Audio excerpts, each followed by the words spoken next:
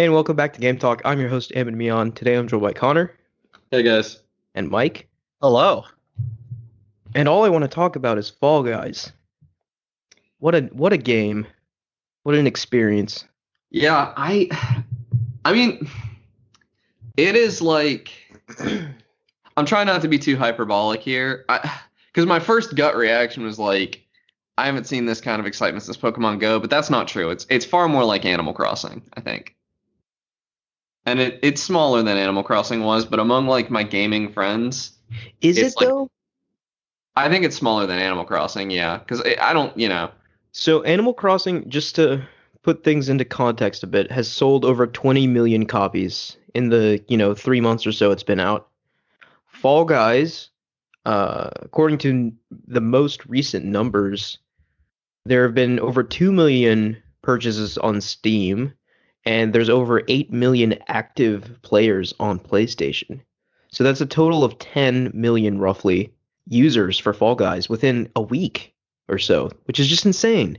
Right, and it feels like Animal Crossing did. But nobody's out buying, people went out and bought a Switch for Animal Crossing. I don't see Right. people buying a console for Fall Guys. But that said, I don't want to downplay. This is an indie game. This achievement, and from Mediatonic, they don't have a ton of hits under their belt. Oh, this is going to Devolver, catapult Devolver's them into the obviously stratosphere. like Devolver's a big player in my mind, at least. Like they're like the indie publisher king in my mind. Like the Yeah, cream of they the crop. they are big boys. And yeah, I mean Fall Guys could do a lot, not just for Mediatonic, but for Devolver, and as a result, for indie gaming. Like if this becomes the cash cow, I feel like it could. Absolutely. And I definitely think like this is the first. What's interesting about Fall Guys is that it's a 3D platformer battle royale essentially, and we can get into that a little bit. But I kind of was talking to you about this earlier, Connor. But I think it's so interesting how over the past couple years or so we've seen like every genre you can imagine be transformed by the battle royale kind of format. And Yeah, I'm really some more eager to see successful like than what. others. Yes, but like I'm eager to see what else, like what other creative twists people can do to turn genres everyone knows into something fresh and exciting with a battle royale. See, but Fall Guys being a battle royale, I feel like doesn't have as much to do with its success, like because it's all in the execution, and the execution is just amazing.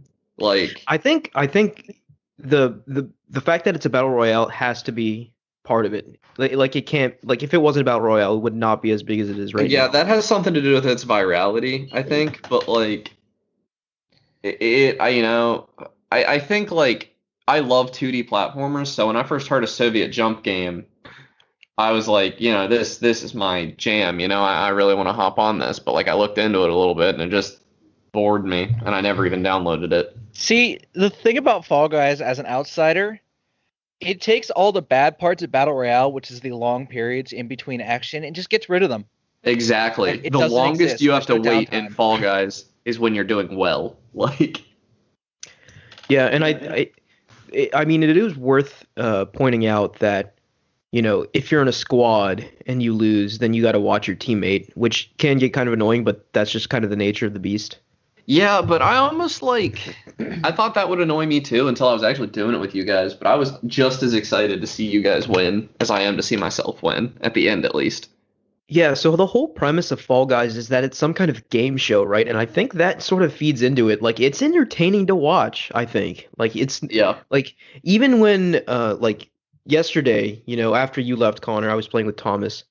And Thomas and I finished a race, and then we were just both just spectating some rando, and we were like yelling into the mic, being excited for this rando, hoping he would make it. Like, and he was like the last one to cross the finish line, and it was like actually hype for this Yeah. complete stranger playing this mini game quite terribly, like actually, but like Yeah, it was just fun.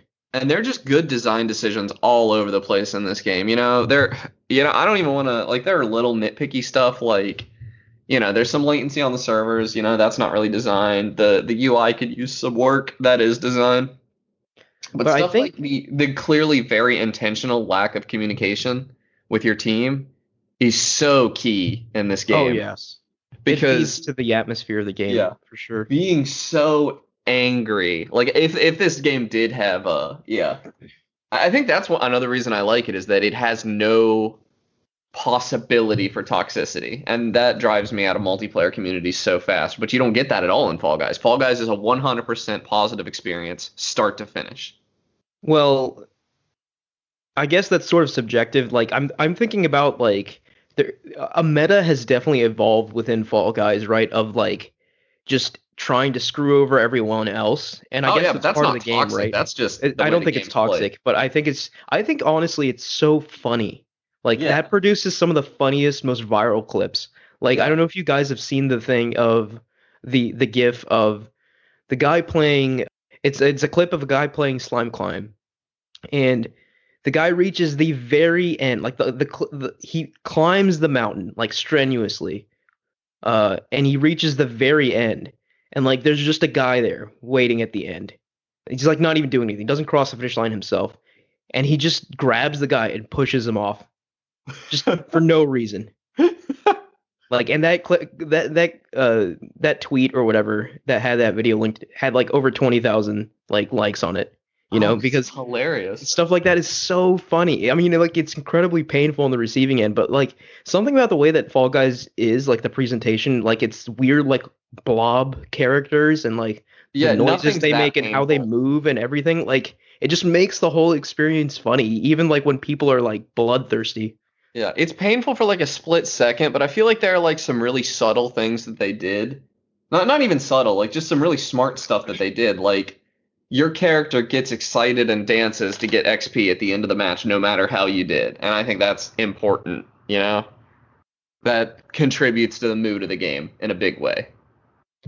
Yeah, and I think the biggest thing for Fall Guys for me when I first tried it out, right? So I tried it out on last week when you talked about it, right? I still hadn't played it. And I was listening to it, I was like, yeah, this sounds interesting, but like I still don't really get it, right? But after I played it, the thing it actually reminded me the most of was Mario Party.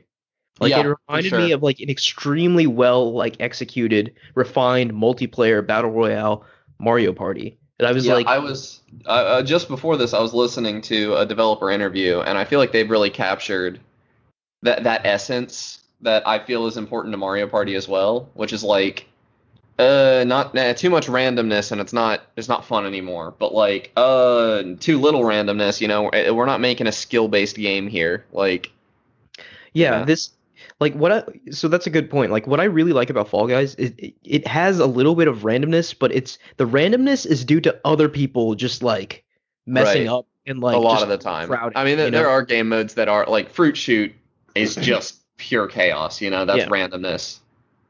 I guess we should probably describe these for people that haven't played. Fruit Shoot is a game mode where you're running up a It's hill so of funny. a hill Like of just the premise of it. yeah, you're running up a hill essentially, A and treadmill essentially. You're yeah, running a up a hill of treadmill. conveyor belts that are Yeah. going against you, and there's fruit rolling down that will Giant knock you fruit off this hill. that randomly fall from the sky and just squish you.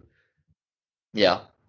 And the aesthetic of this game is so good too. Like I've seen some streamers claiming that they think it's intentional that they use such bold colors, It's and really I think the bright, yeah. shading of the game is important because you can green screen it really easily.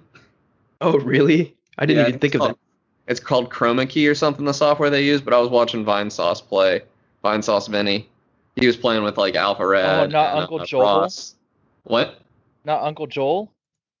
I was not watching Uncle Joel, That's unfortunate. but I've just been tracking. It's weird. Alpha Red hasn't streamed this game at all, to my knowledge, but he has appeared on so many different people's streams. The old Denim Dino. Yep, I've been following him because he's like god tier at it. Like I swear he wins every 3 matches or something. So speaking of winning at the game, I don't want to toot my own horn, but I feel like I'm above average at this game, and I think that's important for me to say because I'm definitely not really good at other multiplayer games. Yeah, I think I'm above average as well, but not as good as you. Not I quite. have It's hard to ru- say because I do notice like I haven't really like I've joked about saying that the PS4 is easier. I've joked about It that, might be, honestly. but I don't know that that's true. But I do know that the meta is slightly different between PC and I PS4. mean, Like just people, virtue of, there's 8 million plus people on PS4 because they gave it away for free, and that could be anyone, like I feel right, like the demographic, like the age is definitely much younger on PS4. right, and I Is it got a win on cross-platform? PS4 a lot quicker than I did on PC. But I was also a lot better when I started on PS4 than when I started Yeah. on PC. Mike, it is not cross-platform yet, but that is coming, and I can't wait till it's there. Oh my God, yeah, because I will say there are some, and I've checked, damn it, I know you don't notice it, but there are a lot of people whining about input delay on PS4. It is not just me. Yeah, I think a big part of it is my TV as well. Like my TV specifically is known for having like an insane game mode with like very little input lag. So I think Yeah, that's giving me an advantage as well. I mean that probably shrinks it by a couple milliseconds, but we're talking hundreds of milliseconds of input lag here because I don't notice anything like I anything Yeah, I under. definitely don't get that. Yeah, Yeah, on my it's game. a significant amount, but like you haven't played it without that, so. Yeah. No, I I, mean like I imagine with that kind of input lag, this game would be extremely frustrating. Well, I think it's just for like jumps and stuff. It's really weird what on PS4 feels so mucky to me, but it's still super playable. But I definitely prefer it on PC. hmm But yeah, I think so. I have roughly 20 wins so far, and I've been trying to go for the coveted win 5 games in a row trophy, which is just seems like an impossibility to me, but like I'm gonna keep trying until I get it. But I Yeah, think you like see, I disagree. I think it is almost an impossibility that I will not eventually get that, just because I anticipate playing this game so much. yeah, and I feel like if I'm going to get that trophy, I need to get it soon because I feel like as more people like get better at the game, it's gonna get harder and harder to get. Yeah, I think so too. I originally didn't think that would really happen because I thought that they would rotate out minigames and stuff, but according to the interview I was watching, I should probably cite that. One second, let me check YouTube to see who it was. But according to the interview I was watching, they do not intend to remove any minigames. That's the MinMax interview. So that's MinMax show on So YouTube. they're just gonna be adding mini games. They're just going to be adding minigames. That's And they what I have hoped one for, coming remember? out. I That's thought it was awesome. supposed to come out today. Yeah, I checked Fall Guys earlier this morning and there was no update, so I don't know if since then they've pushed it out. But Yeah, I played a little bit before we recorded, and there was no update yet, so that didn't happen yet. That doesn't mean anything. I don't know what time zone Mediatonic is in, so. yeah, that really excites me actually. Like my vision for this game, and I know you sort of disagreed, Connor, but like I want there to be dozens and dozens and dozens of mini games to where like each playthrough feels kind of unique. Right, and well, they were saying they would like to eventually get to the point where they have so many that they should remove some, but they also said that they were far, far away from that time, so. Yeah. And And I guess yeah, they go have ahead. another minigame coming fairly soon, I guess. There's one fairly late in development already, so Right. not just the one we were supposed to get today, but also another one on top of that. Yeah, and let's just talk about some of the mini games for a second. Like I think my favorite ones are the obviously like the obstacle course style mini games like we discussed like slime climb and like Yeah, Slime Climb is by far my favorite, probably followed by Fall Ball. Fall Ball is like Rocket League light and I love it. Yeah, It's so good. like my Rocket League. Obviously, the muscle memory from Rocket League does nothing for me because I'm fairly good at Rocket League and terrible at Fall Ball. But my knowledge of like positioning comes in handy. Yeah, and I think There's so many like little tricks to it. Like I noticed people online, after you score, you should jump into the goal because that puts you back at center. oh that's amazing. I never even Yeah. thought of that. Yeah, there's just little tricks in this game that are so fun. Yeah, and I think that some of the team-based games I'm not a big fan of. I think those need some work, especially like the tail-based mini games. It feels like grabbing a tail and getting your tail grabbed is just too inconsistent Yeah, I because of the don't. latency. That's such a difficult fix, though. Yeah, the latency is kind of wild on But those. didn't you say that, Connor? Didn't you say that they were at least lessening the frequency of Royal Fumble, which is the Yes, tail, in the the final new tail game? update, they are supposedly turning down the frequency of Royal Fumble, although that may just be a result of adding a fourth game to the Yeah. finale pool. So Yeah, I so don't- Royal Fumble for those who haven't played it yet. It's one of the finale type games But where if there's only like 5 or 6 people left, uh, uh, the one guy has a tail, and you have to basically grab the tail and hold on to it until the end of the game. I think of the tail games, though, I hate Royal Fumble the least. I feel like I don't get those super high latency grabs as much when there's so few players. Yeah, I think that's probably true. Like Team Tail Tag and Tail Tag are just Team Tail Tag, I don't know. Team Tail Tag, the only reason I don't like, I think Team Tail Tag is far and wide the worst team game because you can do everything perfectly and like you can play flawlessly the entire game and you only get 1 point for your team. Like your contribution is so small. right. Whereas like in Fall Ball, like one good player can turn around the entire game. Yeah, and like even the others, like a good strategy in Hoarders, which is a game where there are 3 teams and you have 6 soccer balls, I think, bouncing around, and you just want to make sure you don't have the fewest in your area at the end. Like a couple smart strategy decisions, and you can win with a single ball if you're smart enough to bully yellow like God intended. What's the egg team game? That is Egg Scramble. Egg Scramble. So like Egg Scramble is a similar concept to the previous game you just mentioned. But Yeah. you have to grab eggs and take them back to your base essentially and make sure you steal eggs from other people's bases and defend your base.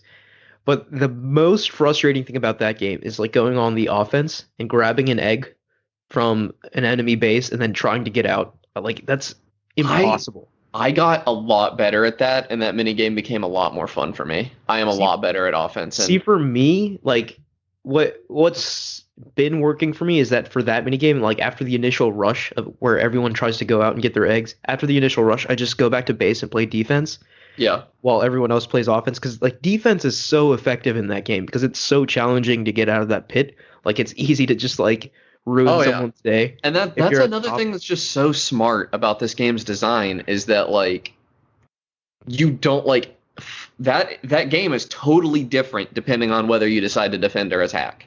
So that one mini game adds so much. And like you can Yeah. even play you don't have to defend or attack. You can play a vulture essentially because there are always stray balls or stray eggs rolling around the field that you can grab. Yeah, I mean, like it's amazing because like at first glance it looks like a fun, accessible like mini game, like all of these do. But And they are for the most like part, they are that at their Exactly, very yes. base. You can play them that way, and you can win and have fun playing them that way. but there's also an added layer of depth and complexity if you want to look for it. Yeah. And it's not like, but it's just a little bit, right? It's not like enough to be overwhelming. It's enough to be like, hey, there's more than meets the eye here. Yeah, I mean Hexagon. Good lord, I the love amount of depth. Hexagon The so amount of much. depth so Hexagon is a game where there are these I want to say like 8 layers of hexagons, maybe 6.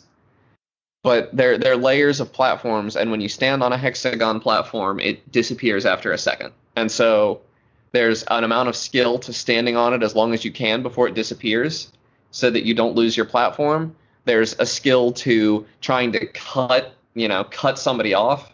I think largely it's a game about partitioning. Yes. You want to try to cut somebody off so that their platform has fewer tiles than yours does and make sure that they can't make the jump to yours without, getting partitioned to yourself.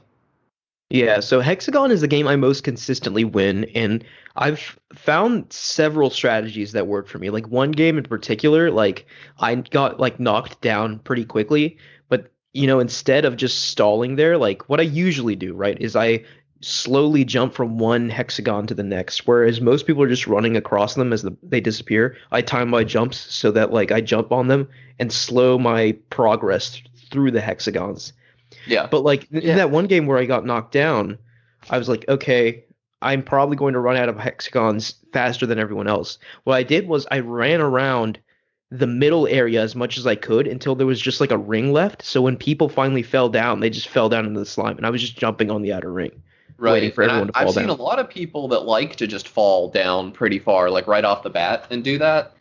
I don't think that's a good strategy. I've I seen don't some think so. success with it, but I really don't think you're ever going to be putting yourself at an advantage by dropping early. the numbers don't make Yeah. sense in my head for that. So Especially if there's like, well, I don't know, if there's like a dozen people playing, then it might be more effective at removing some people. But yeah, I generally try to, take it slow and steady and just if there's precise platforming. if there's a dozen people playing, 4 of them are going to eliminate themselves within the first 30 seconds anyway, Yeah. realistically.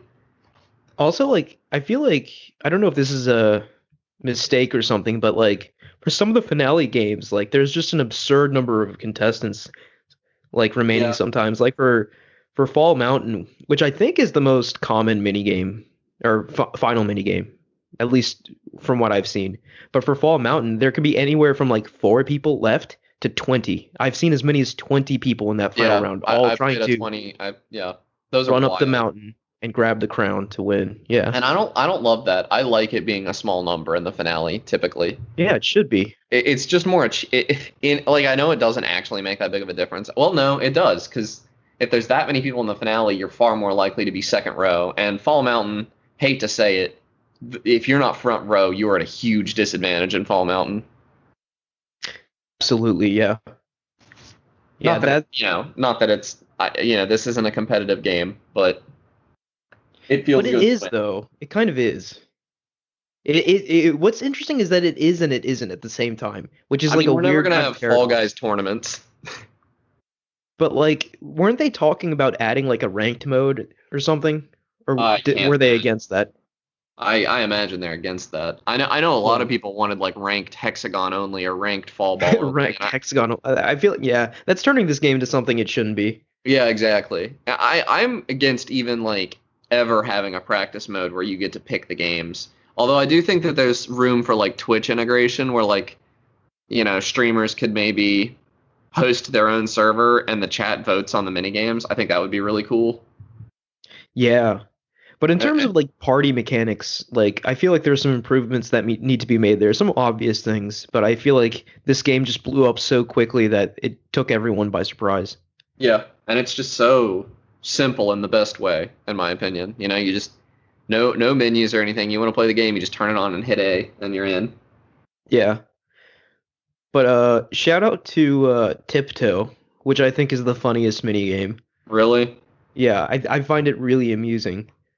So Tiptoe is there's a set of basically squares leading to the finish line, right? And most of these squares are just empty, right? Like you step on it and you fall through, but like there's one hidden path through the squares that leads to the finish line. So what you get is like everyone clustering on one square, too afraid to like step foot forward because they're afraid to fall off, and then by the time they respawn they're afraid the race will finish and everyone will cross and they'll be eliminated. So everyone's just like shoving each other and struggling to stay on one square, and as soon as like someone steps foot onto a valid square, everyone just rushes that square.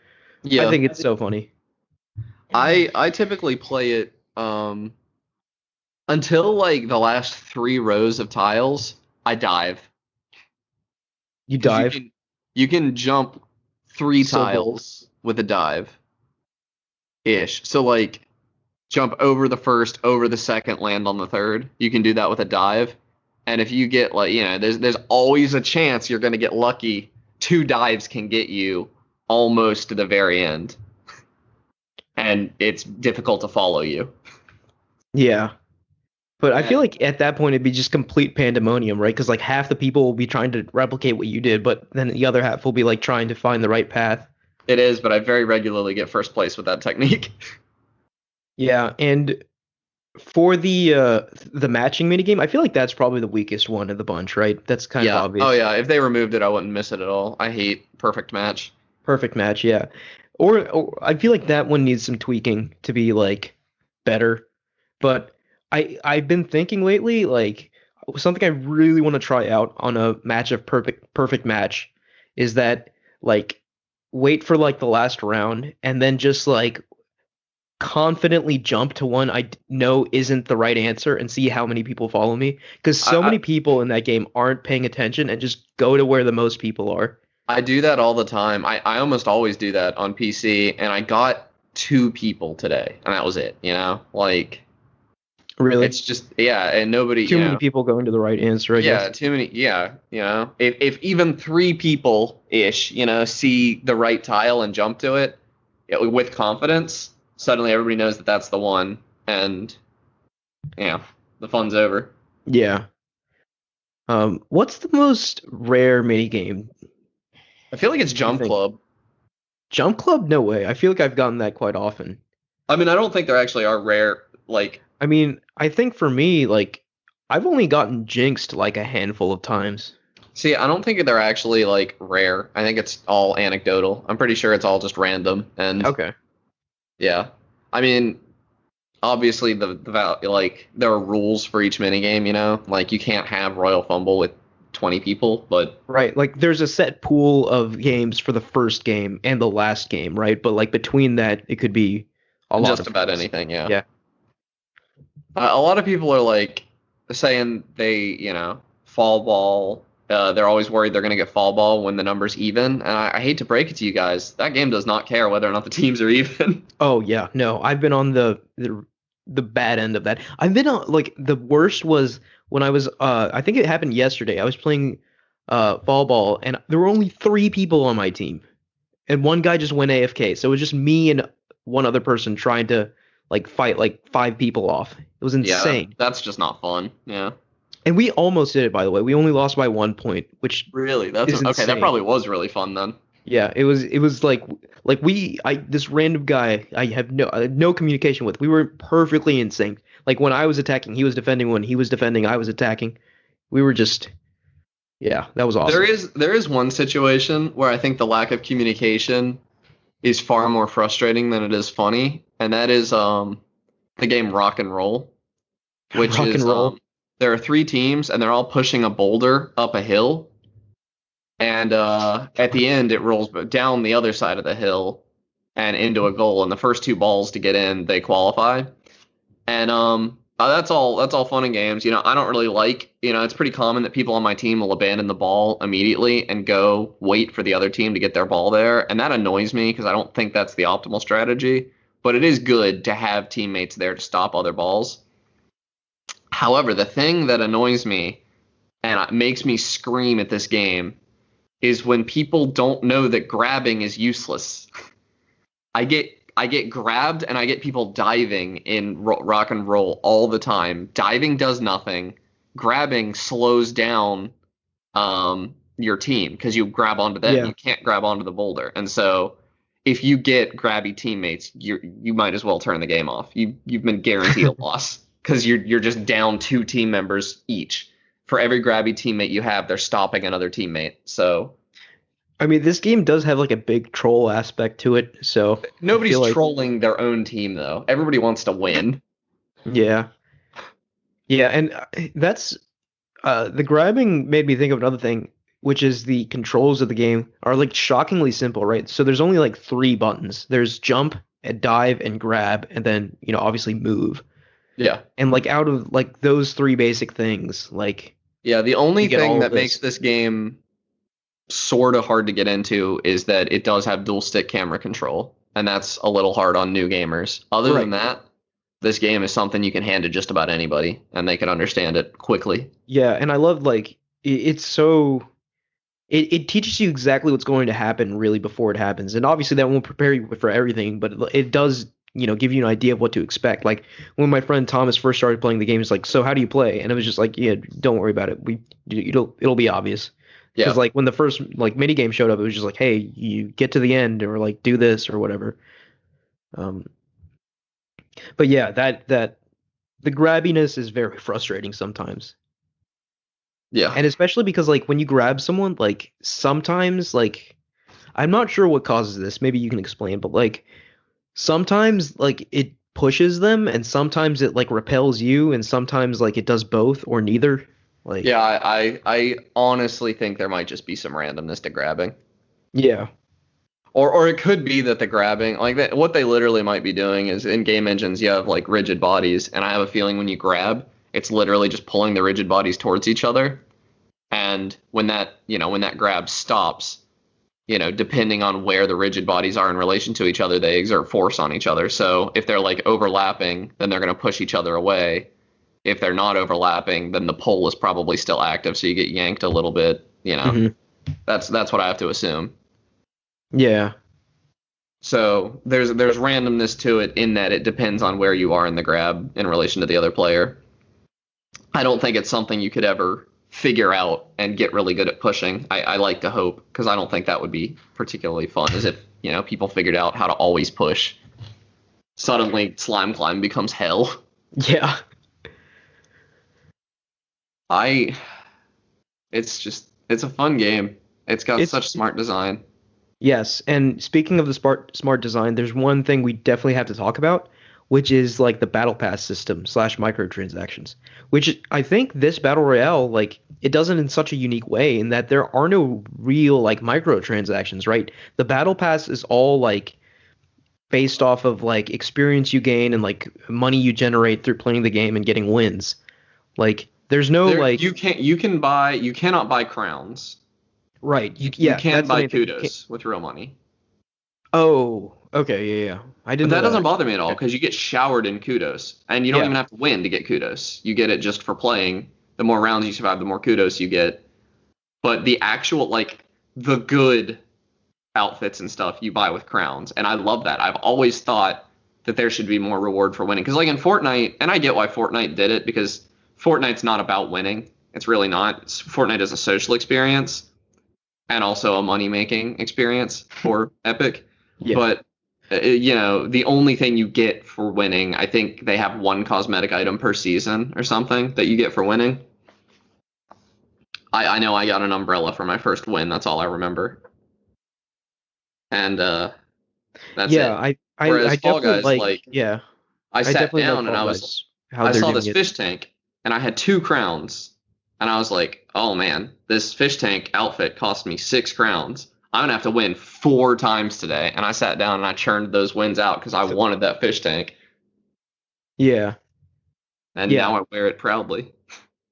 yeah. Something similar happened when, like I think the second day I played or something, there was like a chicken costume from like Hotline Miami or something, and I just really wanted it, but it would cost like 10 crowns for the whole outfit, so I got 10 crowns, and now I wear that proudly every day. Yeah. The only thing I don't like about both of those outfits is that they do cover up your Yes, they cover up every other cosmetic completely except for your faceplate. So like the right. cosmetics in this game, you have a faceplate, which is just, as far as I can tell, only the color of your face.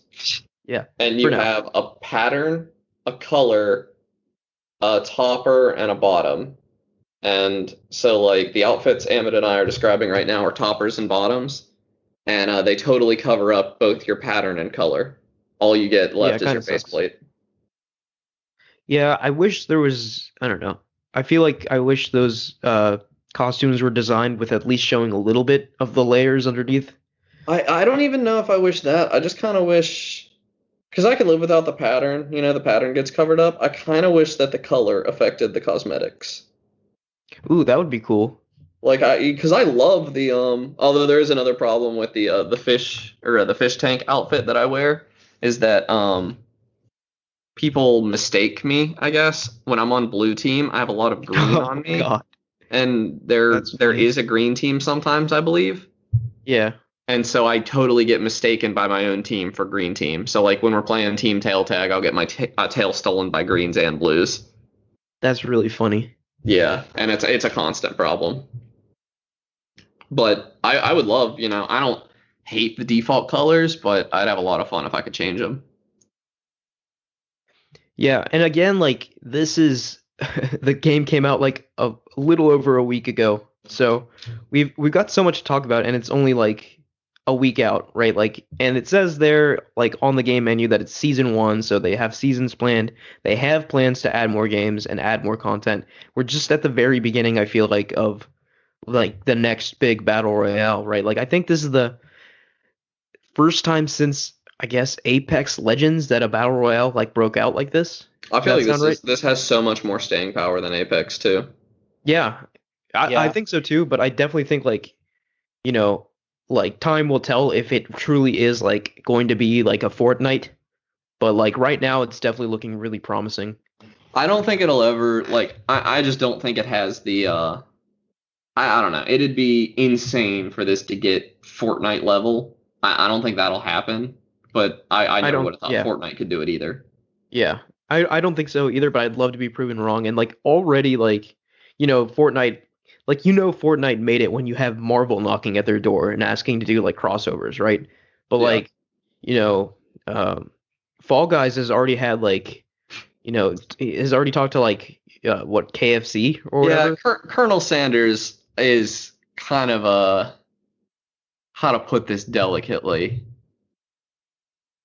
They'll do a crossover with anyone. Yeah.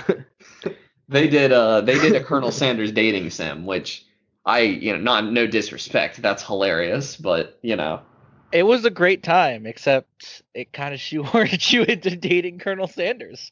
and I'm sure Wendy's is streaming Fall Guys, like Yeah. I was watching some brand. What was it? Oh, Chuck E. Cheese's was streaming Fall Guys.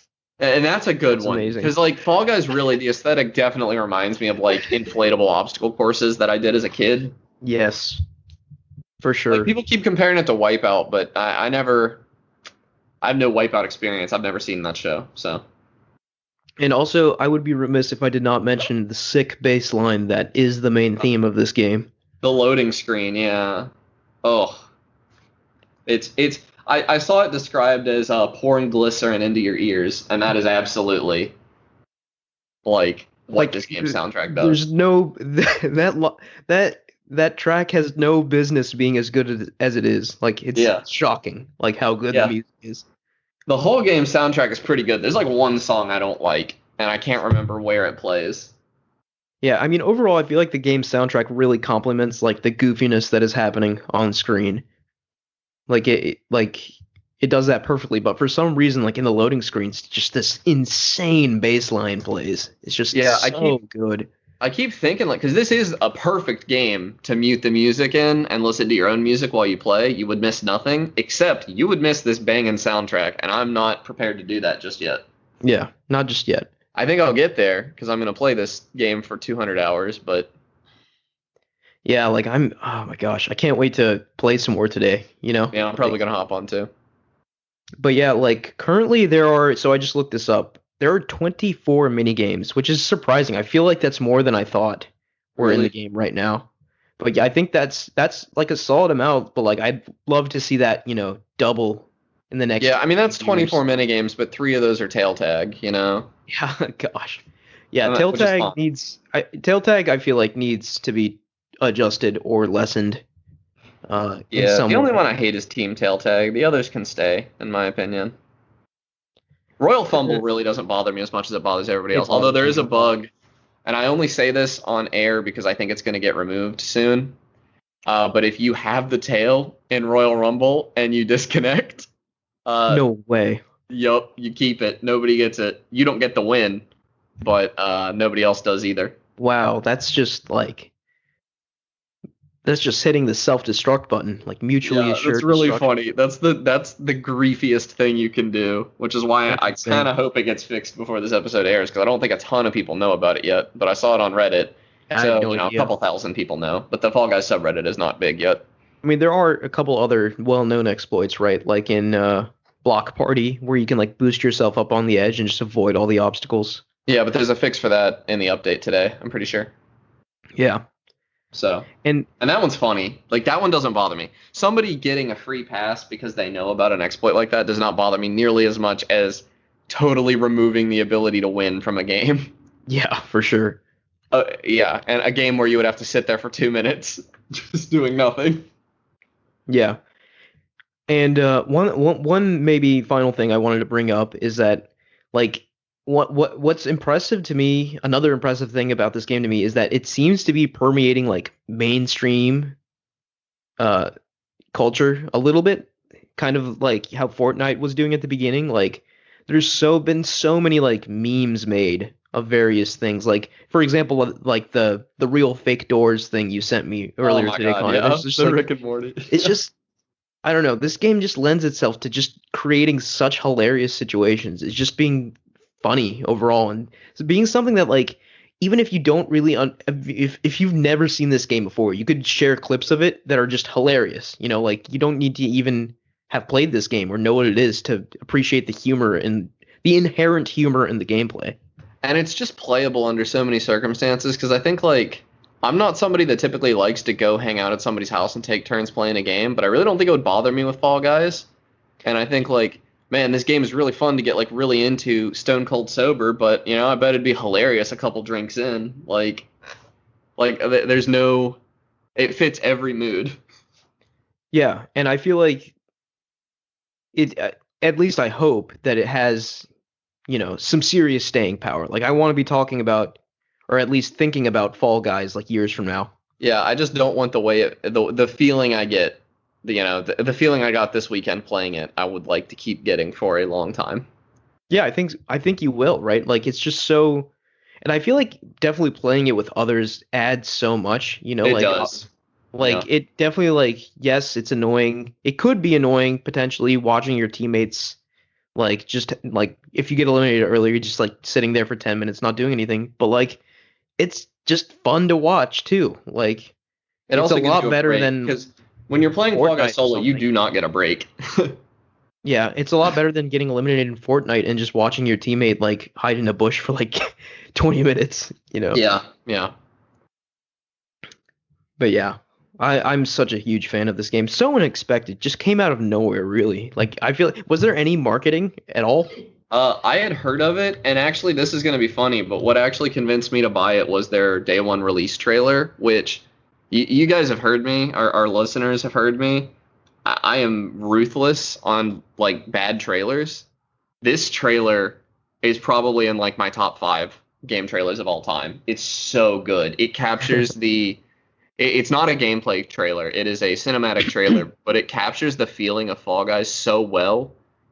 It like it really like pitches the game to you as something it's a battle royale that you can barely win. Like you can barely qualify every round and that's still a crown. Like Oh, okay, that's an that's interesting. kind of the Yeah. pitch that it gives you. It shows somebody, it follows a new player essentially.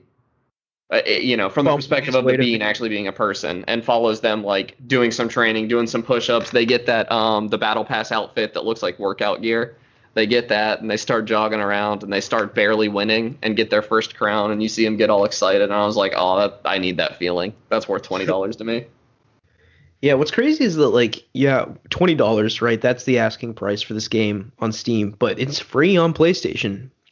Which I remember when Rocket League first came out, it was free on PlayStation as well. And I feel like obviously Rocket League is an incredible game, but like it being free on PlayStation instantly exposed it to millions of people who might not have played it if it wasn't free. Oh, right? yeah. So I feel like And that's if this definitely game going has to give half this the game. staying power Rocket League has. Yeah. Like I'll still be talking about it. Yeah, I'm still talking about Rocket League, and I didn't get Yeah. it for free either. But yeah, I was just saying I feel like because it was free on a platform like PlayStation and it's going to get exposed to so many people who maybe wouldn't have checked it out otherwise, it's going to really boost kind of like how much this game stays relevant. Yeah, Mike, I think I'm Fall Guys Yes. out. you ever gonna play this game? Probably sometime in the future. Probably not soon though. I still have a lot of other games I like to play right now. If you've got PlayStation Plus, you can get it for free. I haven't had PlayStation Plus since my last debit card expired, like when Chip was introduced. Ah, okay. It's Oh, wow. been like 4 or 5 years. Yeah, I had to get PlayStation Plus just for this game because I don't play any multiplayer on my PlayStation. I should probably play through Bloodborne while I have PS Plus, actually. Oh yeah, for sure. Bloodborne's one of the greats of the PlayStation 4 generation. Yeah, I mean, I have it. I was just saying, like, I didn't have any multiplayer last time I played it. So Oh yeah. Nice. might check that out. Also, if you get PS Plus this month, you get Modern Warfare 2 Remastered, which I don't really care about, but I feel like a lot of people do though. So I'll probably play it just because I have it. And I haven't played a Call of Duty in a while. well, I don't know. I cared like they gave away Modern Warfare 1 for free at some point, and I cared a lot more about that because that game was huge to me like when I was younger. Really? You Yeah. see, that might show the age gap between us because Modern Warfare 2 is the one I remember all my friends playing. No, I remember distinctly, everyone in my friend group was playing Halo 3, right, like all the time, like after school and stuff. But then COD 4 became a thing. At the time, we called it COD 4. It's Call of Duty 4 Modern Warfare. Yeah. And then everyone just jumped ship to that, and it was just like, this is insane. Like, this is an incredible, like, new first-person shooter experience. And, like, yeah, it was awesome. I eventually went back to Halo 3, but, like, most of my friends stayed at COD 4. Hmm. Yeah, I've been playing through the Halo games. I'm going to talk about those eventually on the podcast. My take on them as a games I've been playing, but I've not finished with any of them yet. Yeah. But I think last week we mentioned the ongoing situation at Blizzard and the wage disparities being exposed and the employees kind of banding Oh, together there was a and new demanding one better today wages. too. A new what? A new thing came out. Hold on, let me pull it up. On this same topic, EA executives were blocked from receiving exorbitant awards. Investors were like, "Nah." Good. But that's really good. But that doesn't have anything to do with Blizzard, right? It's on the same vein. Yeah, it's Yeah. tangentially Executives related. taking- It's employees finally, getting something. Yeah, maybe this situation at Blizzard will finally lead to like meaningful changes with how Activision Blizzard game is- industry employees are treated. I What's that? honestly think Activision Blizzard might be scummier than EA ever was right now. Like, they're so bad. Yeah, I'm not sure. Yeah. Like they're both pretty bad. Yeah. But I feel like things are finally starting to look kind of positive right now. Like I mean, this is like what's happening at Blizzard is the closest thing we've had to a games union It's closer Ever. than the actual game developers union that was started about a year ago.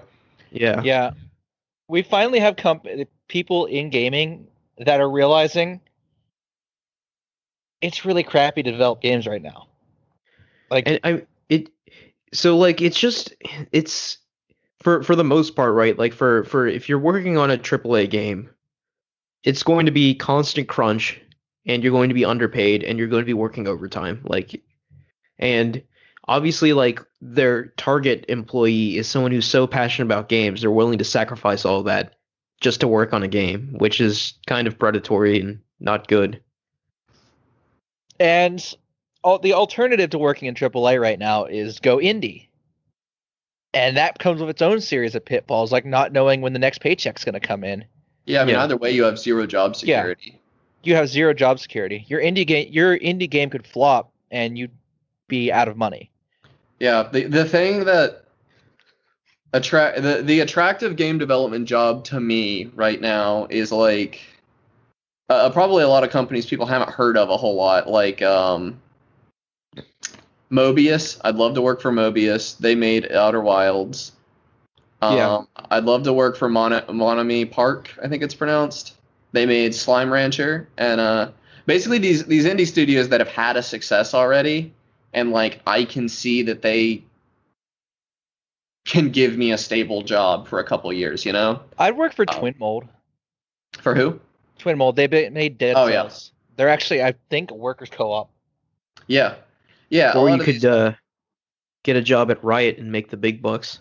yeah. Yeah, and I probably make better decisions than half of Riot's balance team, but we don't Ooh. talk about that. And like Igloo Soft, that's started by one of the Starbound developers that made a decent amount of money, and people, the ones that don't need a hit to survive. But how are like the working conditions there? Like that's something we still don't really know, right? Like these studios look good on Oh, it's paper, not but like Twin are you Mold, gonna it's Motion Twin. The ones I'm talking about are pretty clear about their working conditions. Okay. Rapunzel, the founder of Igloo Soft, is super outspoken against Chucklefish and the horrible things that they do all the time. Which Were they the ones implies- that used like the child yeah, labor Starbound essentially? developers, they like used unpaid child labor to make Starbound. Yeah. And their CEO, Ty Yuri, is off Twitter ever since that came out. He never made a statement. That's Yeah. all the statement I need. Yep. Oh, but everybody's gonna buy Witchbrook because they think Concerned Ape is working on it because people aren't, people think Witchbrook is made by the developers of Stardew Valley, and it's not. It's made by the publisher. I have all kinds of issues with Chucklefish. I don't know if I want to get into it right now. Yeah.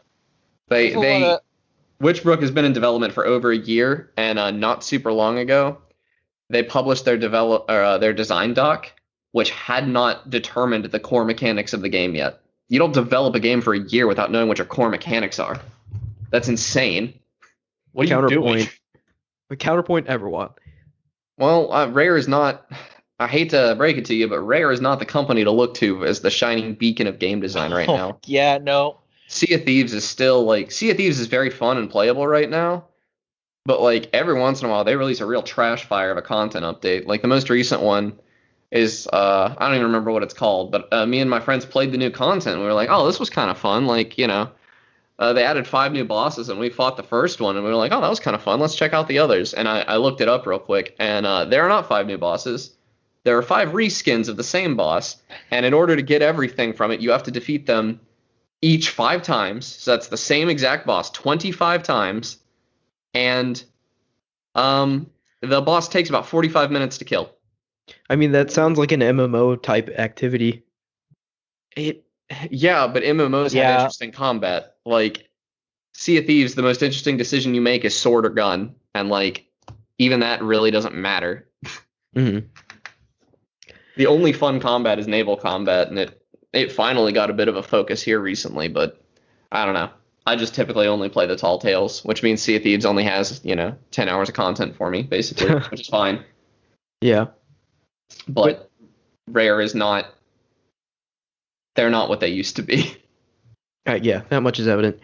But just to bring it back to Blizzard for a second, so like employees are starting to like revolt as they discover this anonymous pay data, right? And I mean, obviously that's a good thing. And I think people being aware of what they're worth is an important thing that like a lot of people aren't aware of. Yeah. Oh, I mean, this might be a hot take to a lot of people, but I think your salary should be on your LinkedIn, honestly. I think it's insane. You are putting so much power in your employer's hands by not sharing your salary. I think I agree. Like I'm not one that likes to hide. Like if someone like were to ask me my salary, I'd gladly tell them. Like it's not something I try to, keep secret. I think Yeah. if the more you're open about these things, the more obviously the more power you take back, and the more like you just dispel the stigma around like why does it even need to be secret? Like that's something that's kind of just been drilled into us for no reason. Yeah, It's Like- not for no reason. It's very much intentional. because For it the puts- interest of the employers. Yeah, and I know right? so many people whose employers have told them that like they're not allowed to share their pay.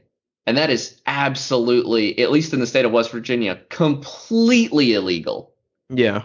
And this is stuff like I hear about hospitals telling people this and stuff. Like, not like small businesses that don't know any better. These are like huge financial institutions that wait, what's entirely illegal? you cannot tell your employees not to like share how much they're paid with each other. That is Oh, illegal. that's illegal. Yes, very much so. It's employees should know how much each other is being paid. So Yeah, because people tend to that's- undervalue themselves.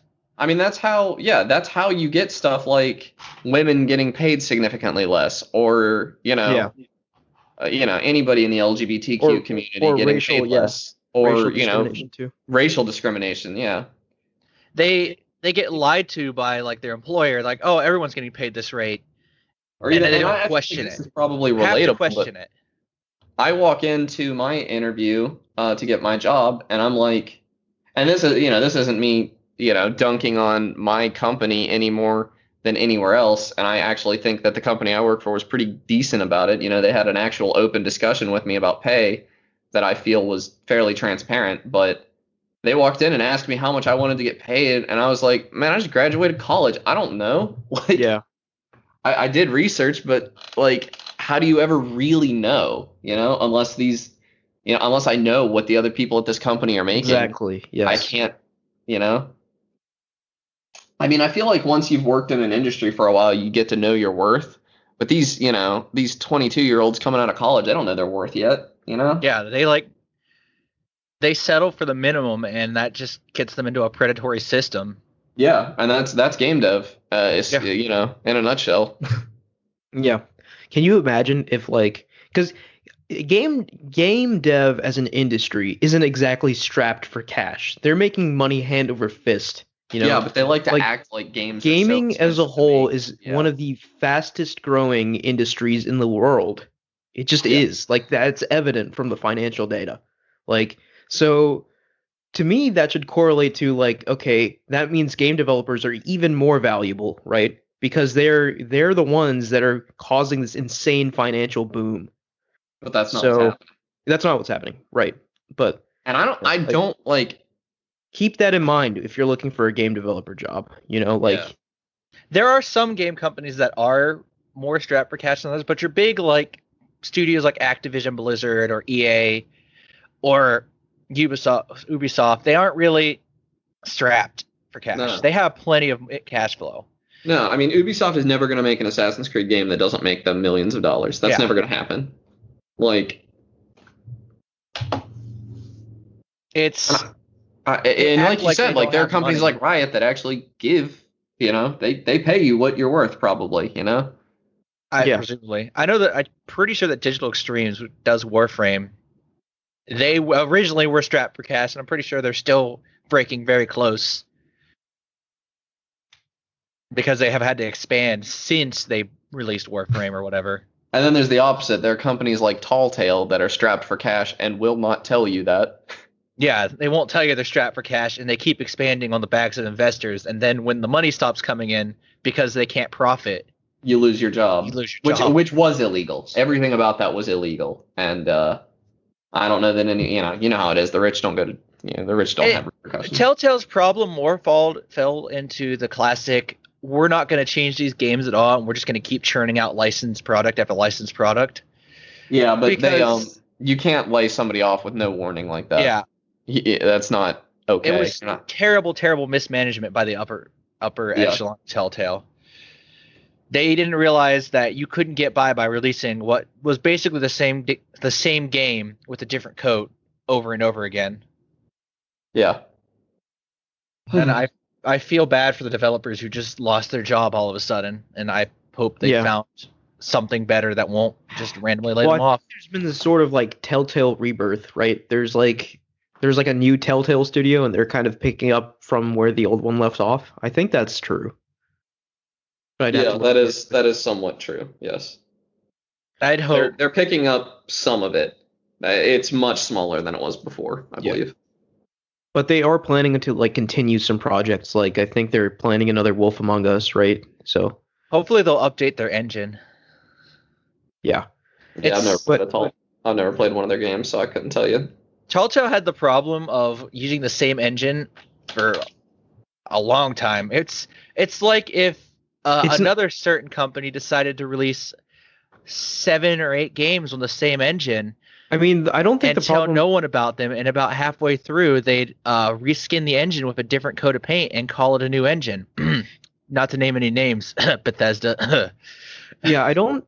I mean, I don't know. I don't think the engine itself was the problem, but more so that it was just a terrible engine. Like, it would just stutter at like like it would run at like 15 frames per second for like something that really didn't have anything happening on the screen at all.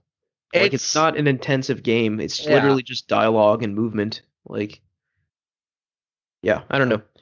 But I hope like in terms of like working conditions and like pay, I hope at least what's happening at Blizzard kind of starts a movement, not just at Blizzard, but at various other AAA companies, and hopefully gets game developers sort of elevated. Yeah. Game developers need better rights. And it's about time something's happened because, God, I'm gonna get real lefty here, but God, game development, the entire games industry is just what happens when capitalism goes wrong. Because it really has, like, microtransactions, loot boxes, nickel and diming you for what would basically be a massive game. It's kind Yeah, of scummy. like The thing I worry about most is like the loot box design sort of you know, permeating like the design decisions of games going forward, right? And like that's why I'm another reason why I love PlayStation so much because I'm so grateful for like they keep putting out like these high quality single player zero microtransaction games, which is very much against the trend of like what the financial data is telling them, right? Like it's telling them that like if you make these games with these microtransactions, you're going to make several times more money than if you didn't do that. But they continue to not do that. And I think that's because they're more interested in creating stories, meaningful stories. Obviously, they sell well and make lots of money, and if they didn't, they wouldn't do that. But like, they I think could they be see the making value more. of loyalty. What's that? They see the value of customer loyalty, Yeah. which Yeah, no one is loyal to Epic. Everyone loves Fortnite. No one is going to care about Epic's next game. Yeah, no not one's not gonna unless care. it's another Fortnite, you know? true, very true. The thing about like microtransactions is I don't mind when a game says like, oh, we're gonna release a DLC in like 3, 4, 5 months because we're after we sell this game, we're gonna start development of a DLC. I don't mind that. I don't mind paying for extra content. However, I don't like when I get into a game and content in the game is locked behind another $20, $30 purchase. Stuff that I should have gotten when I bought the game and was done during development of the game. I don't like when I buy Like- a game that's not finished yet at full price, and then find a game that is clearly unfinished, and then before I even see all of the content that is finished, I'm hassled for more Another money. $60. Yeah, like Pay us $60 so we can fix our game. a game I played recently called Mover. I gotta look it up. Wasn't it that game about wasn't it that game that was free on Epic recently? Yeah, I roasted it on the show. It's like I'm pretty sure. delivery Totally something. reliable delivery Totally service. reliable. I Yeah, play this, I remember. and like it has a pretty fun core game. I even still have it still installed apparently, but it has a pretty fun core gameplay. But like the missions are all horrendous, and then I'm playing around with it, and I'm like, this game doesn't feel finished. And I looked, and it's not an early access game. And then I look, and they want like $20 for DLC, and I'm like, who on God's green earth is gonna buy this? Like, come on. I hate guys. saying it, but stupid people Yeah, people Or have more people money with- than sense. with more money than sense, yeah. Or It's- people, yeah. Yeah, you don't have to be stupid to have more money than sense. You can just have a lot of money. You could be stupid rich, but Yeah. there are even like more games should take the No Man's Sky approach where their game released in an awful state with nothing in it. And instead of, pulling a backtrack, they went silent on social media, and then when they finally started becoming active again, there was a massive patch that added more, and they kept adding more and more for free. yeah, you got to really hand it to Hello Games. When No Man's Sky came out, I thought that their names were dirt and that they would never be able to do Yeah. anything again. But that's just not true anymore. And Yeah. instead They of pulling really- like the Fallout 76 Bethesda approach of the game's not bad, we can fix it, they went radio silent and stuck their nose to the grindstone and made the game what they wanted it to be. yeah, whereas Fallout 76 just started charging for more stuff. Yeah, like I like developers that realize, we messed up, give us more time and we'll fix it. Look at Halo Infinite's delay. Yeah, I was gonna say, speaking of developers asking for Surprise. more time. Yeah, that's Surprise no that's actually like the biggest. Yeah, that's crazy. That's the biggest probably story of the Like- week, and we didn't even mention it. Everything. Yeah, I mean the console about war that ended. trailer Yeah, looks it dumb. is wild. Oh God, please don't use the word console war unironically. Everything about that trailer just looked off. Like the art assets felt a little weird. The sound assets felt a little weird. The sound wasn't perfect. I thought the art was fine. I It honestly felt just Okay, so not finished. when do you guys? Let's guess. When do you guys think Halo Infinite's coming out? fall 2021. That's what that. I Yep, haven't seen that it. was my guess too. Like I don't think it's an early late 2021. summer, middle fall. If it was going to be early 2021, they wouldn't have delayed it. They'd have crunched. I Yeah. straight up. I honestly wouldn't be surprised if this came out like November 2021. Like, Yeah. Yeah. It was not. It's not ready. It's just not ready. Like that's what I predicted. Like it was clearly not ready, and I'm sure Reach they had creep. the discussion with Microsoft. I'm sure they had that talk of like, look, this is the reason a lot of people are going to get a Series X. should we, like, should you just push the game out? Because like I don't think they're moving the release date of the Series X, but like I think ultimately they made the right choice. I'm very glad they made the choice they Yeah. did. Because I think when Halo Infinite comes out now, it has more of a chance of being something special. And now Good on- 343 is another company that I would trust to put their nose to the grindstone at this point and fix stuff, though. They did it with the Master Chief Collection. Yeah. Good on like Microsoft for listening to the developers saying we need more time, because that's again the games industry's always had a problem with games coming out way too soon and Yeah, not look at the listening to the GameCube, developers when the developers say, "Hey, we need more time because this game's not done yet, and we don't like this product yet." Yeah, I Yeah. think overall, though, I do think the games industry is getting much better at that. I think people are listening to developers more, and like the people in charge of financials and like marketing and stuff are willing to like bend their timetables and schedule around like, hey, we need 6 more months to finish this game. Like, I think everyone's a lot more amenable to that now than they were like Especially 10 with years ago or so. games that get delayed, they're usually games that have a lot of hype behind them. And I've never met a person who's complained that a game gets delayed. Usually they're like, okay, take your time. Oh, they definitely exist. I'm I sure, exist. You just have they to look at exist, Twitter, but but like, They're yeah, weird. the people we surround ourselves are typically far more games literate than the people that are Yeah. going to complain. You're about- going to see, oh, the game's going to be a better product after this delay because they'll have more time to actually polish things. yeah. We won't get a Bethesda mess coming out. We'll get an actual polished game. But yeah, I think, obviously it's well and good. It's good for the game, right? Obviously, Halo Infinite being delayed, it's going to be a much better game because of it. But now that leaves the question of what is Series X launching with? Like, it's just going to be third-party games, which isn't unusual, actually, right? Like, it's going to have Microsoft Flight Simulator, isn't it? That's a weirdly big thing right now. isn't that already out though? I think it's already out. Oh, is it? Well, it's not going to run well on a 1X, I don't think. But yeah, I mean, like, it's not unusual for console launches to only have third-party games. I was just hoping that, like, there was something. I'm sure we'll have Forza. I think that'll probably be the one thing that makes the launch. But yeah, I mean, I think Halo not being there is definitely going to put a damper on their launch. But like, when it comes out, they'll obviously like see a surge in sales and stuff. All right, anything else you guys want to go over? No, I think I'm ready to do games we've been playing. Yeah.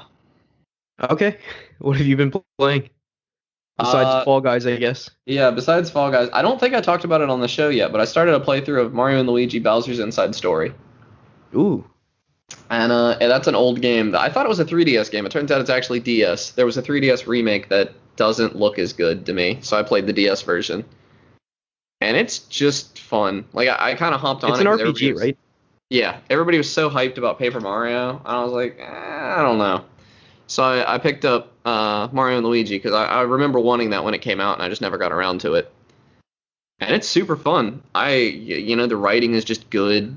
Playing as Bowser is super fun. You spend the vast majority of the game playing as Bowser, which surprised me.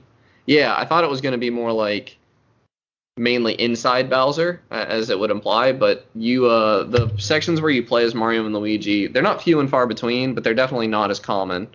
It's like a standard platformer almost, control-wise, in the overworld is a standard 2D platformer when you're playing as Mario and Luigi, and then when you go into battles, it's turn-based still. And then the overworld with Bowser is more like overhead 2D type deal. And it works. It's fun. The characters are fun. I'm not super familiar with like the Mario and Luigi lore, but it clearly references previous games. I don't have any complaints. It's fun. If you like the Paper Mario / Mario and Luigi combat systems, with the action commands and all, and I do. I'm enjoying the turn-based combat in this, and you all know how much I hate turn-based combat typically. I really need to get into the Mario and Luigi games because I feel like they would definitely scratch the Paper Mario itch I've been feeling. Oh, they absolutely will. The writing is just sublime in them. You're not going to get like your partner characters that you like a whole lot. That's the main thing they're missing.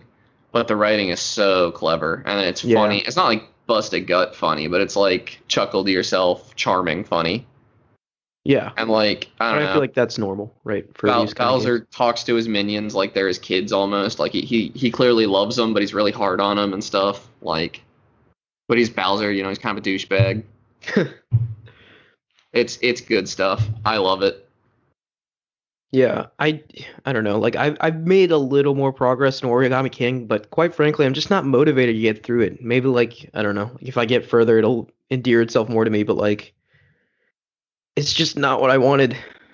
See, I still kind of want to play Origami King. I'm almost upset with myself because I watched a bunch of videos about it and I've had a bunch of the like story I don't really care about in that game, but like the fun little beats that happen, I've had them spoiled for me. Yeah. Like, you know, this is not really a spoiler because it's in like the first hour of the game, but the dancing trees, like Yeah. that sort of thing is what makes the game for me. The goofy stuff It that just happens. came out of nowhere. It was so unexpected. Yeah, and like stuff like that, I've ruined a lot of similar things for myself. Mm. Excuse me. But yeah, that's Mario and Luigi, Bowser's Inside Story. I'll probably finish that up and play Luigi's Dream Team. I am sad that Alpha Dream went under. Hopefully the Mario and Luigi series isn't dead because that would be upsetting. I don't know if I'm gonna play Paper Jam. I don't know. It didn't look interesting to me. I thought it was interesting that canonically Paper Mario takes Crossover. place in a book inside of Mario and Luigi. Is that right? Didn't know that. There's a magic book that flies open, and all the Paper Mario characters come out of it and into the world of Mario and Luigi. Huh.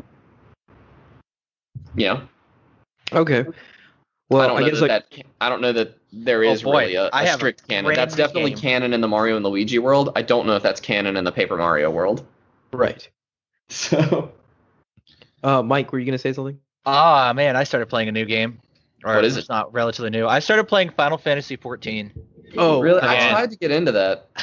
Say Again. goodbye to the next like 3,000 hours of your life. Wait, I thought you'd Yeah. already played this. I thought you told me about it a couple years ago. Did I? No, I Talk think I about- told you about it, Connor. Yeah, Oh, no, I could have sworn Mike talked about this back when we used to record in the actual studio. I at think WVU. maybe I did. I started playing it. Maybe? I'd have to look, but I've gotten back into it again, and they're about to make like the first 60 levels not suck. So honestly, it might be a good Okay, time to I might start. get into it when they do that because I'm just gonna lay out my Final Fantasy 14 experience because it's real short. I played it for almost an hour and never fought anything and turned it off and never turned it on again. Yeah, I've gotten past that point. I'm like towards the free level cap for at least 2 characters now. Honestly, it's kind of just chill to sit there and just level a class. 'Cause it It doesn't just take did long. nothing for me. It was so long. The intro was so long and so stupid and so boring. I couldn't Yeah, get past I it. think they're fixing that. They're fixing Yeah, I the hear whole they're Realm Reborn content and giving you access to the better expansion for free. Because I I hear sat they're there and really improving the intro, and I thought they were doing a Monster Hunter type deal at the beginning there when you're like on the boat and they act like something weird is happening, and then they don't. And then you show up on land and I'm like, oh, well maybe something interesting's gonna happen now, and then it doesn't. And then like so much talking and so much exposition and like an MMO is such a good opportunity in my opinion to do like subtle story and like world building and stuff because there's so many people to talk to and everything and they just didn't bother. yeah, I mean, I hear like the beginning is rough right now, and they're ironing that out. But like from a lot of MMO fans, I hear often that Final Fantasy 14 is like the best MMO right now, Yeah. which is scary to me, very scary to me, which is why I'm not touching it. Yeah, it's Anyway, Mike, I didn't want to steal your thunder too much. I'm sorry. it's fine. I was streaming it last night. I'm like, oh, I'm just gonna play this for like 2 hours. I ended up streaming it for like 5 or 6 hours, Yeah, Oh, wow. and I want to go back and play more because it's just fun. I might tune in on your stream because I have a couple friends I've seen on my Steam friends list playing it, and I just don't get it. It came out on Steam, right? I think it might be on Steam. Okay. Because Connor, when I'm I down downloaded to it was not on Steam. I'm down to start it with you when they finally push out that update to like make the beginning of the game better. Because I And keep hearing that like that's the best time to jump in. Like And we like should. I know we shouldn't. In fact, yes, forget I said any of that. Don't do it. You'll lose out. You'll lose time. No, me Don't and do Ahmed it. both have a strong proneness, I guess, to addiction in MMOs. Weakness. Yeah. Honestly, though, I've had like a lot of weird experiences because I'll just be going through like one of the towns and I'll just see someone playing like a lute playing like Zelda music on it. And See, that's it's the surreal. I Like they'll love just that, start though. playing a song, and I'm like, what's going on here? My favorite MMO of all time, Mabinogi, was like that was the game. Like to me, the social interactions, the loot playing, the like hanging out with your buds in the towns, that was the game. And the monster hunting and like dungeoning and stuff was like almost a mini game attached to it. Like, I miss that game. Also, if you're gonna play 14, don't play DPS in dungeons because I you're need gonna a be waiting cigarette. like 20 minutes. It's bad. Yeah. There's a lot of people that play DPS, and I've been trying to level DPS, and wait times for dungeons are quite long. I'm hoping Phantasy Star Online 2 picks up when that big update or whatever, basically a new game. I don't even know why it's still called Phantasy Star Online 2. The big Xbox will have that, which is important to people like me. Yeah, but I don't know. I guess my question was more framed around like new games, games that are like going to be Well, it's not an defining a new update. generation. It's a totally new game. Is it? I thought it Yeah, was they're an just update. calling it Phantasy Star Online 2. Yeah, you can't transfer your character. You can't transfer anything. Okay, that's Yeah. kind of weird, but that's cool. Yeah, it basically made me quit playing Phantasy Star Online 2. It was actually a really dumb announcement to make, in my opinion. They pretty much told me, don't waste your time with this game because the better one's coming soon. Yeah, but I feel like for most people it didn't affect them because they're already too afflicted by the drug. Yeah. Well, no, I've really just dug back into Final Fantasy 14. The combat's actually kind of enjoyable, which is weird. I normally don't like MMO combat. But there's something about being able to just turn off my brain and just shoot arrows at something dressed as a Yeah. wizard that really makes me happy. Yeah, I hear that. Yeah, I've been itching for Final. Yeah, I picked up Final Fantasy 14 right after I played 15 because 15 just 15's a emotionally legit good game. did it to me. Tearing up already. I love that game. I know people hate it, and it makes me think I should probably pick up Final Fantasy VII Remake, or at least Final Fantasy VII. Final Fantasy VII is getting added to Game Pass like this week, I think. So Oh, I'm nice. just- It's weird how Final Fantasy VII Remake managed to scramble like what's the first hour and a half of the game into a 40-hour game. Now that's impressive. Yeah, that's something. And yeah, not I'm make it kind of feel like insane plotting. because I don't want to pick up Final Fantasy VII Remake because I'm like, oh, it's not a complete game. But then like you say 40 hours, and I'm always saying like, man, I hate it when games are 40 hours long. I don't have that kind of time. It's 40 hours. I think it's actually like 60 hours because it's a proper JRPG.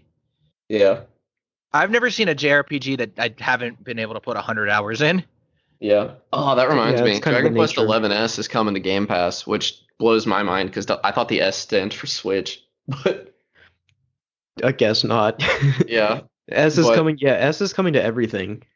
That's coming in December. I'm really excited. I'm hoping that they don't keep like the graphical restrictions that were on the Switch. They are. That's Really? That's the news as of That's now. so silly. Yeah. I'll probably play it in the classic way anyway. The 8-bit, not 8-bit, the 16-bit graphics. Oh yeah. I might play it that way if they, screw up the. I don't care. I'm getting it for free through Game Pass. I'll play it however I want. Because I thought it was charming, but I'm not willing to take that risk on spending $60 on a game that is so clearly not gonna really do it for me gameplay wise, even if it might world building wise. It's the beauty of Game Pass.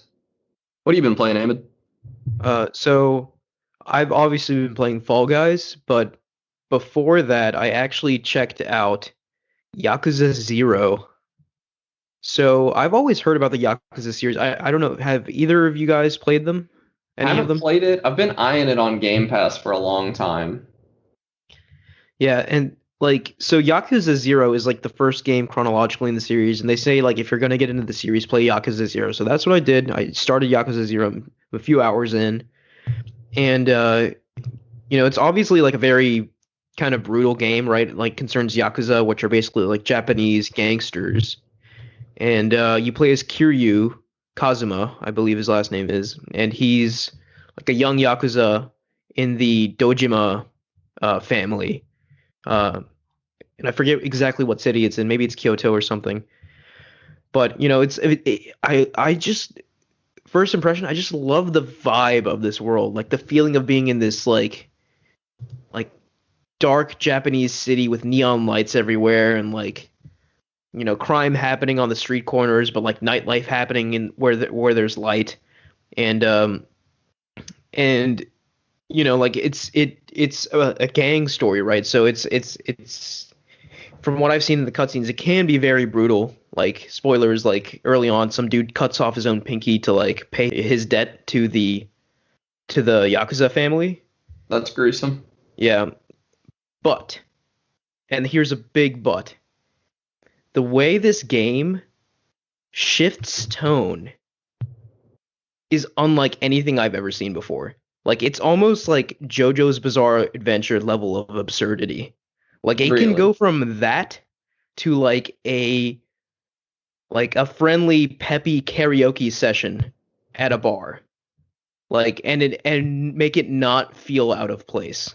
Like it's such a weird feeling that this game evokes where it can like transition from like serious story driven moments to like absolutely goofy like random like what just happened stuff, and like it's just Karaoke. like you're on for the ride, like there's no way of predicting what's going to happen in this game. Like it's so absurd, and that's why I think I love it so much. That's But wild. but yeah, obviously since Fall Guys came out, like that hasn't been touched, but like Yeah. I'm looking forward to getting back to it, and I am interested in the story. Like the premise is very interesting too. Like without getting into too many spoilers, basically someone frames you for murder, and that puts the family in like a very bad situation, and everyone's like blaming you, but you're not the one who did it, and someone's framing you, and you're kind of like working that mystery through to prove your innocence and like prove yourself to the Dojima family. And that like the story, like so like that mystery is really kind of like interesting and pulls you through the story, but like what makes this game I think is just the absurdity of it all, where like you can have moments of like severity, like the guy cutting his own finger off, and then like you're just like you know playing baseball in the next scene, just goofing around. It's just like I don't know, That sounds man. almost It's like it just would scratch weird. the same itch as Persona for me. Like, Uh, it is kind of Persona-esque in that like in terms of like the overworld, right? Like the overworld is very Persona. Like there's different shops you can go into, activities you can find. In fact, like their entire like gameplay mechanics like locked behind side activities that you can completely miss. Like there's like I haven't encountered this yet, but I read about like a fishing side quest or something. I don't know if it's in Yakuza 0 or one of the uh subsequent Yakuza games, but you like start this quest to like fish something for a little girl, and that leads to like this unlocking this whole like side thing where you can like a fishing mini game, and like there's different gameplay mechanics for that, a different soundtrack for that, even different boss fights associated for that. So like it goes deep into these side activity mechanics, and like it's just like random things. Like I know there's a similar level of detail paid to like an optional like an RC car racing mini game. Like there's like rankings and like mechanics to the racing and like building your own cart and like stuff like that. Totally optional. Another thing is like, managing your own like host club. Like there's an entire mechanic built around that, like a business management sim. Like all these weird incongruous things kind of mesh together to make like something greater than the sum of its parts. And I think the best thing it does is that it takes like the wildly clashing tones to just create like an absurd atmosphere where you don't really know what's going to happen next, and you're just like really excited to see what happens. hmm. So yeah, I'm enjoying it quite a bit. And there are what there's Yakuza 0, which is like chronologically the first game. And then obviously there's like, Yakuza like 1 through 6, right? But like they've remade 1 and 2. So like Yakuza Kiwami, I think. And then Yakuza Kiwami 2 are remakes of 1 and 2. And then 3, 4, and 5 I think were PS3 games, but they've been ported over to PS4. And then Yakuza 6 was a PS4 game. So I think if you want to experience the full story of Kiryu, you have to play like all 7 of those games. Yeah, And the they're first Yakuza 0, Kiwami, and Kiwami 2 are all on Game Pass. At least Game Pass PC. Yeah. But yeah, like, and I don't think these are short games either. Like, just out of curiosity, I googled like how long on average Yakuza 0 was to beat, and it was like, if you try to do like most things, it would take you like 80 plus hours, but like 40 or so for the story. I was like, geez, like this is a long, sprawling tale. So, I don't know. I think it's a really cool thing I've sort of discovered here, and a big part of that is I have to give a shout out to this YouTube channel, Super Eye Patch Wolf. He does amazing videos on things he's like really passionate about, and he did one on why he loves the Yakuza series, and that really kind of drew me into it and made me curious and want to experience it. So I bought it on PlayStation for like $20, Yakuza 0, and I have Yakuza Kiwami already through like PlayStation Plus 1 month, so I'm already set in terms of Yakuza content for the foreseeable future. So that's what I've been playing besides Fall Guys. Very nice. Long episode this week. Yeah, we had a lot to talk about. Mostly A lot of Fall Guys. A lot of falling. A lot of guys. Yeah. All right, guys. I think that's going to do it for us this week. Thank you, Connor and Mike, for joining me. Achoo. Nice. You can follow us at @Podcast Game Talk on Twitter. You can please like, rate, and review us on any podcast service you use. And click the link in the Discord to chat with us there. And thank you guys, and we'll see you next time. Bye.